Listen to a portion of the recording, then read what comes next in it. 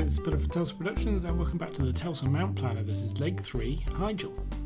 Now this is an extremely short leg, so I'll be speeding up the one little bit of travel time that there is on the way to the only instance in here. Other than that, I'll just see you at the Firelands.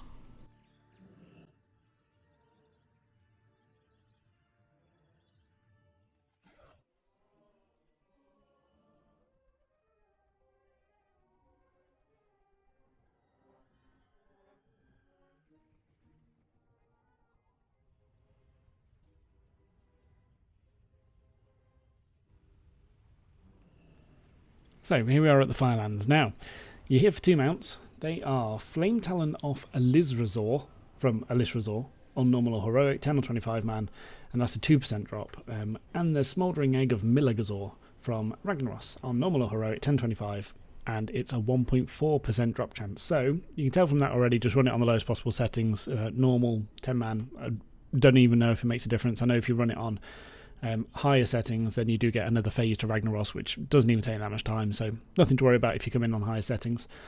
So let's say we're running on normal. You have to kill all of the bosses if you need Ragnaros. You have to kill every boss in here. So if you haven't got the mount off Ragnaros, kill them all anyway. Obviously you can see me now, I'm heading to the one that I class as the first boss, which is Betalak, which is the spider boss. Now at level 110 you handle this slightly differently to how you may have seen it in other videos. So before, you used to have to transition to another phase. As you can see from this, you should just be able to, as I'm about to do, pretty much just hit it before it goes into the second phase. So either way, it will go up to the top, but then he'll realise he's dead and come down. There you go. So if you don't manage to do enough damage in that first phase, you'll have to kill a couple of the mobs that come down from the ceiling and use their strings to get up to the top to finish him off. It should just be that simple. Then basically there's a little hole in the middle of the web that you can jump down in. Just in case you need that. You should be able to kill him before you get into that phase anyway. Then you run across the whole map over to the other two bosses on the other side. Now, one thing I don't do here that you probably do want to do is kill loads of trash on the way, because you're going to have to kill a bunch of trash in here to spawn what I class as the fourth boss. You can do it as the fifth, I think. Maybe it is just the fourth. So you have to kill not all of the trash, sorry, you have to kill a certain amount of trash to spawn that fourth boss. Now, I could be speeding up this run quite a lot by doing that on the way, and also I've pulled a mob there that I've stayed in combat with, and a bunch of others, so I'm still in combat, I'm not able to get across quicker. That's why this run is a bit slower than it should be. If you kill that last group before Betalak, then that stops this problem happening. So I shouldn't be in combat here, but I am. So, yeah, you kill a few trash along here, you'll see a note, which I'll come up on in a bit. It basically says that a horn sounds, so you'll see that later when I get to that point. I am heading over to Lord Ryaloth, I think it's pronounced, who's a big sort of flaming dude, so I'll stay quiet until we get there.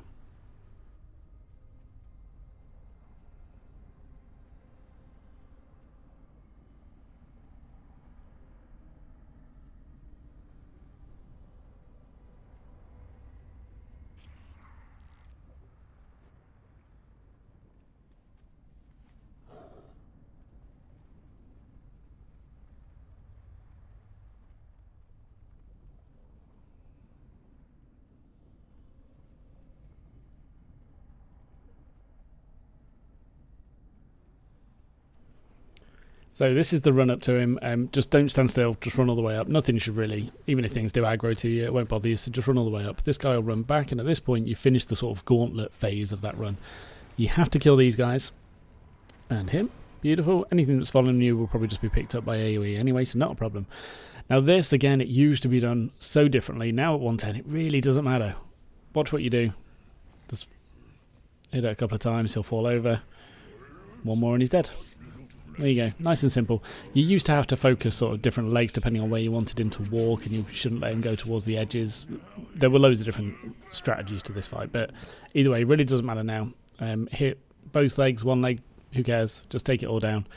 Kill him super quick and he's done. Then we're heading over to the one that I class as the third boss. Now if you've got the mount off Ragnaros, then you wouldn't have to kill these two bosses. You could just go straight to Alizrazor.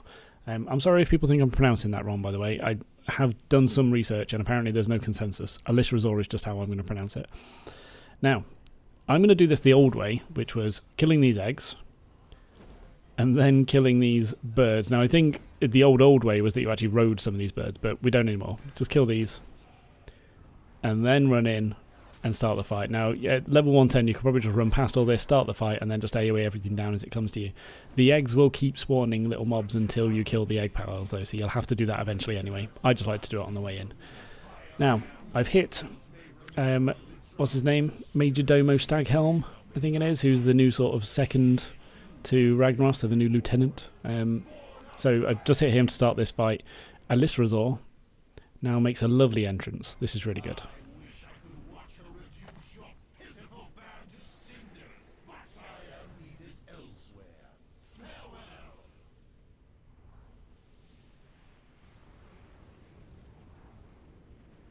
There you go. That's beautiful.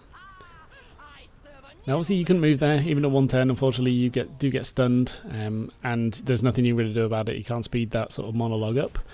Now, obviously, again, at 110, you can just kill Alisrazor. Hopefully, you'll get the loot from it, unlike me. But let's say you couldn't kill Alisrazor that quickly.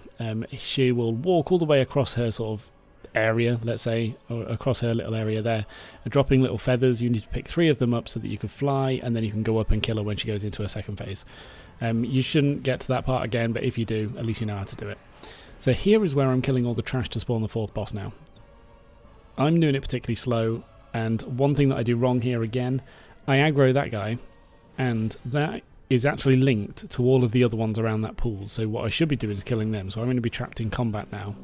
So there you go, there's the horn. You need to kill enough trash to spawn Shanks. So just keep going. I think I'm making a bit of a meal of it here, as with the rest of the instance as well. You could tell that you could do this much quicker than me. But yeah, I totally forgot to kill that group before. I remember to kill this one. Otherwise they keep you in combat and it's annoying. As you can see, I'm in combat now, can't mount up, and I've still got loads more to kill. So I'll go for a risky jump over here. Oh. God, if you've got any lag issues or performance issues at all, don't even try that. If you fall into that lava, there is no way out, which is annoying. In the old Molten Core, you could always get out. It was fun. We always used to do it. Okay, so yeah, I'm just running around killing trash. This is all you need to do. I'll come back when we spawn Shanks.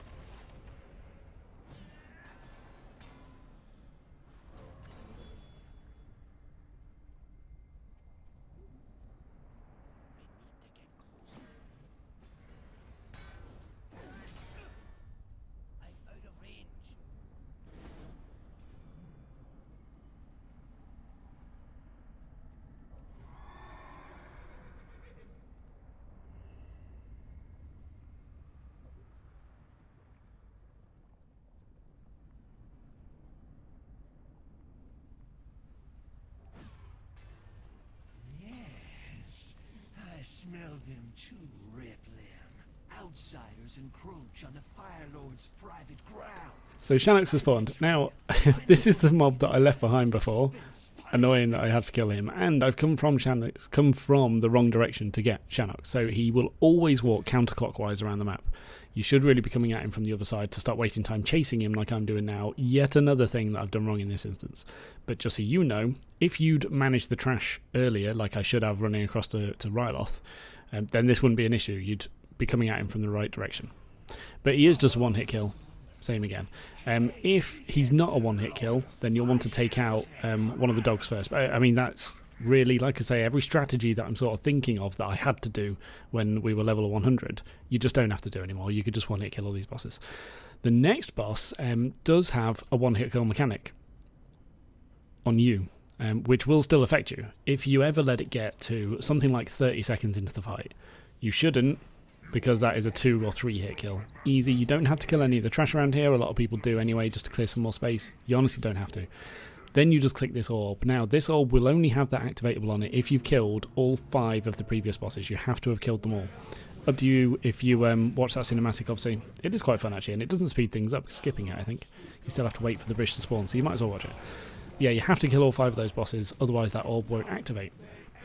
Then we're on to Major Domo. When you finally get across this bridge, wow. Yeah, you might as well watch that cinematic, like I say, because the bridge will be spawning while you do it anyway. So a couple of little mobs to kill before you get to Major Domo. If you're playing this on a higher difficulty, I think there's twice as many mobs here. But it really doesn't matter because you're just going to AoE anyway and kill them all in one hit. So no worries. Then Major Domo has a couple of mechanics that I keep saying this, and I'm really sorry to keep repeating myself, but you don't need to know, unfortunately. He will change into a cat, and when he does, he'll spawn a second sort of ghost image of himself that will start attacking you. If he gets to that point, then you just kill the cat as well. You shouldn't get to that point, you just kill him before that happens. There you go, winner. He drops a pet as well. There you go, you might want that. There's a little bit of a run through here with some one-hit kill mobs again. You don't have to worry about them, just run through. Kill them all though, don't leave any alive, because I think they have some mechanics that if you aggro and don't deal with, they'll knock you off the platforms, things like that. Other than that, we'll get through to Ragnar.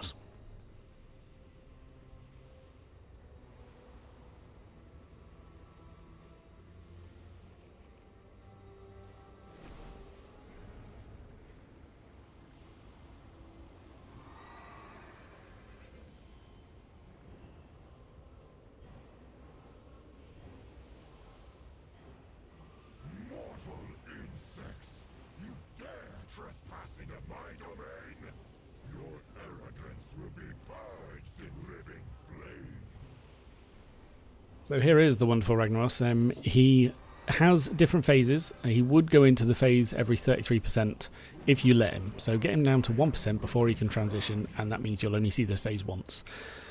So this phase is basically he will drop his hammer on the floor. Beautiful hammer, by the way. I've got it still from vanilla.